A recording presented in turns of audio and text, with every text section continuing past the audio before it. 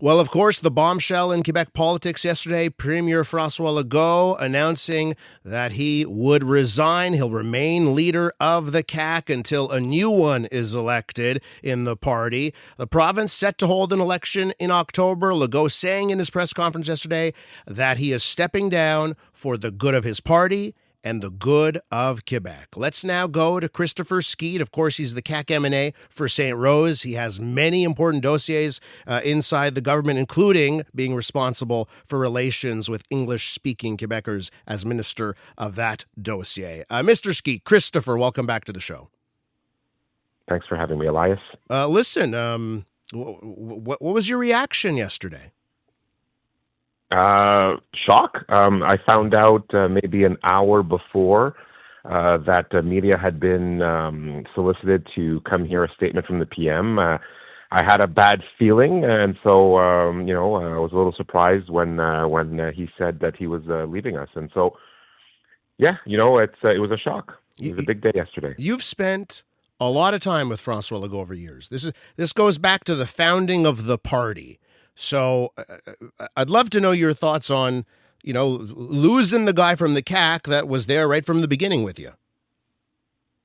I still remember the time that I went to the founding congrès in Victoriaville. I didn't know anybody, and I took a hotel room in the middle of nowhere and wanted to hear what this guy was all about. And I went from not knowing anybody to being a founding member of the party, to being a vice president of the party, to being a candidate, to being elected as MNA, to being his parliamentary assistant, to being a minister, and now the face of Quebec internationally. I can't say enough about the humility I feel about the opportunities that this man has given me personally, and also the awesome pride I feel for having been part of his government and all the great things that he's done for Quebecers. With that in mind, what do you think our listeners should know about the Premier that either they don't know or for other reasons, they've maybe looked over?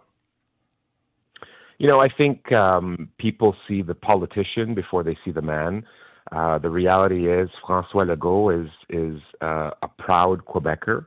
He dreams big for Quebec and doesn't accept that we should be less than in this federation. And that is a dream that he shared with me and that I carry with me going forward. And, a lot of times we saw glimpses of what I see behind closed doors. He was always the same guy in public and in private, but during the pandemic, I think we really saw the man, the father figure, the man that wanted to protect us against an unknown virus, a guy who wanted to be straight up with us about the real challenges we were facing and his inability to do anything about it. I think he showed us a lot of character during those moments, and that's when Quebecers loved him the most. And the reality is he's still that man. He's still the guy that loves Quebec and that wants the best for everybody. And, I'm profoundly proud to have been part of his team. With Christopher Skeete, Quebec's Minister of International Relations and La Francophonie, let's talk about a couple of words that you mentioned so far in this interview. Shock, surprise. But when I look at the polling, and the polling has been bad for a sustained period, and of course a poll out this week with you at 11%, is it really surprising, given that the party was faring so poorly?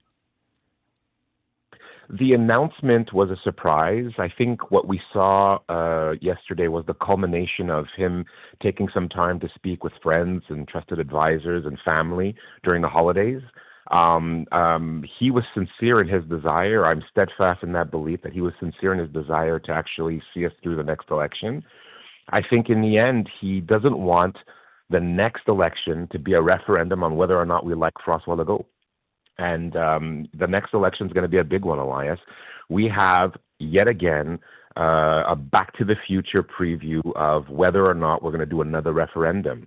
And the discussion can't be whether or not we like François Legault and his policies for the past couple of years. The discussion has to be whether or not it's a smart discussion to have at this time, at this junction in world politics, to go it alone. And so I salute the courage it takes and the introspection it takes to actually conclude that for the benefit of the party and for the benefit of Quebec, he needed to move on. Let me ask you about François Legault and his relationship with English-speaking Quebecers, because I remember the time when François Legault was using a lot more English when he would do political speeches. He was calling upon Anglos to join his movement. I think the lead up to the first election of a CAQ government and the 2018 election really showed that. Do you think that François Legault didn't live up to his promises to the Anglo community? I think François Legault promised that he would always respect English institutions. I think he did do that. For instance, I know it wasn't perfect with French healthcare, but he came out very clearly to say, no, healthcare is off the limits. I think he wanted to inspire French Quebecers to be more like English-speaking Quebecers in terms of having that entrepreneurial spirit, being more economical in the way that they do things. So I think a lot of times he was misunderstood, but I understand that in politics you can't make everybody happy, and some people in the English community weren't happy with his policies. That's, I think, the fate of every politician. You can't make everybody happy all the time. I know we're looking ahead now to who's next, who will next lead the CAQ. Should the next leader of your party take a different approach with Anglophones? I think there's definitely an opportunity to change the messaging and to reach out. That's something I hope to be a part of. Now, what that will look like exactly, I'm not sure. But on the other side, though, Elias, I've come on your show many times to defend secularism. I think in the end, history will judge us very favorably on things that we've done with secularism. I think it's enhanced the ability of Quebecers to live together. On French language, I think if you ask most English-speaking Quebecers what makes Quebec special and distinct in North America, they'll say it's the fact that we speak French. The reality is, though, French is under pressure in Quebec. And so there are actions that we need to take. And the only tool that legislators have is laws. And so I would challenge anybody to come up with a better solution to helping Quebecers and Quebec remain French, if not the law. So I'm willing to have that discussion with English-speaking Quebecers. I think it's healthy to have that discussion, and I want to have it.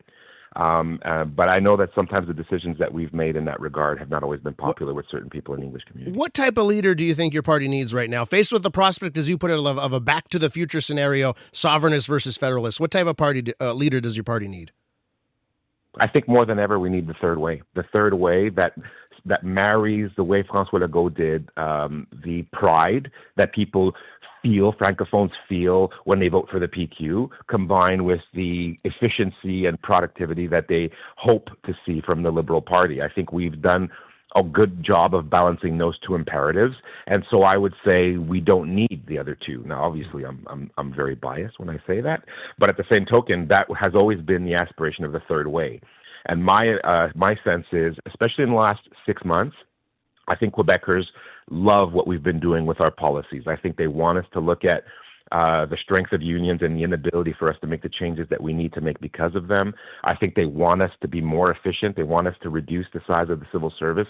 I think they want us to focus on affordability. I think the biggest issue right now for Quebecers, especially first-time homeowners or buyers, is how do I access this market? How do I feed my family with the rising cost of groceries?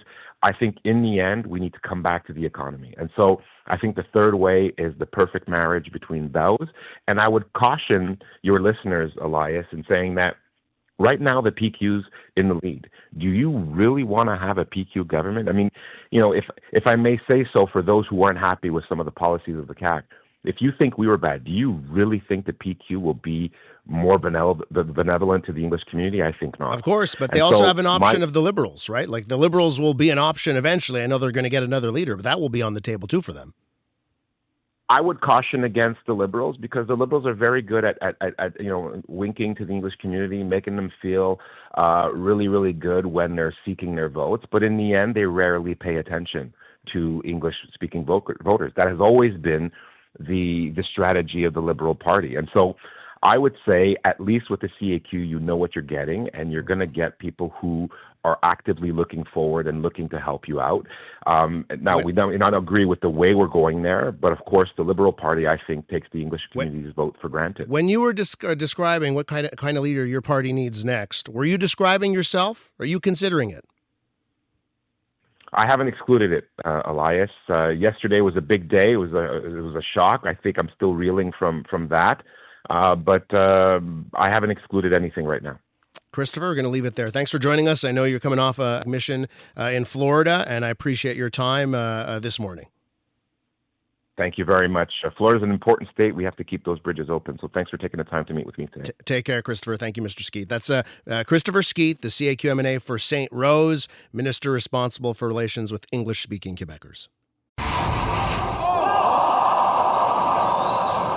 I'm Dylan Playfair. And I'm Tyler Smith. We're putting loneliness in the penalty box by talking to some of our favorite athletes about the importance of friendship. This is Bromance. Bromance is brought to you by Charm Diamond Centers, proudly Canadian-owned and operated. Charm has been part of your love stories and bromances for over 50 years. And you can find Bromance on the iHeartRadio network or wherever you get your podcasts.